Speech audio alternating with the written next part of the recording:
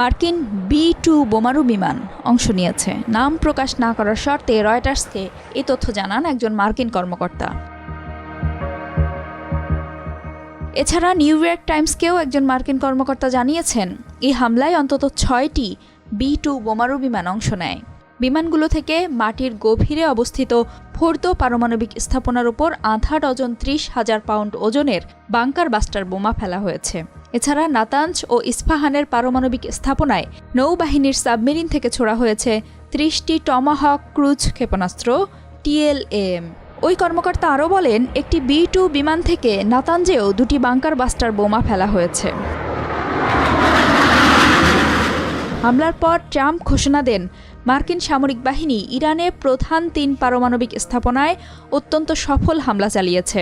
তেহরানের পারমাণবিক কর্মসূচির সবচেয়ে গুরুত্বপূর্ণ স্থাপনা ফোর্দো ধ্বংস হয়ে গেছে। ওই স্থাপনায় 2টি প্রবেশপথ ও একটি ভেন্টিলেশন শ্যাফট ছিল।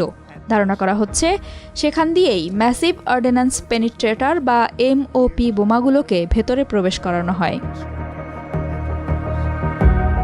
এর আগে নিউ ইয়র্ক টাইমস সহ বিভিন্ন সংবাদ মাধ্যম জানায়, যুক্তরাষ্ট্র প্রশান্ত মহাসাগরীয় অঞ্চলের দিকে অন্তত 2 থেকে 4টি B-2 স্টেলথ বোমারু বিমান মোতায়েন করেছে।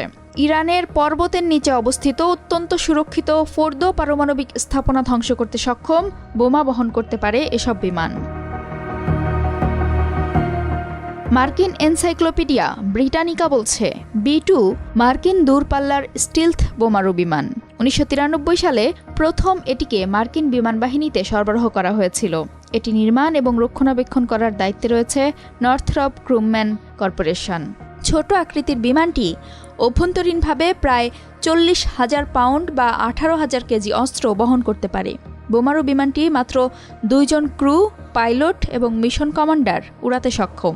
বিশ্বের সবচেয়ে দামি বিমানটির প্রতিটির দাম $2 বিলিয়ন বেশি।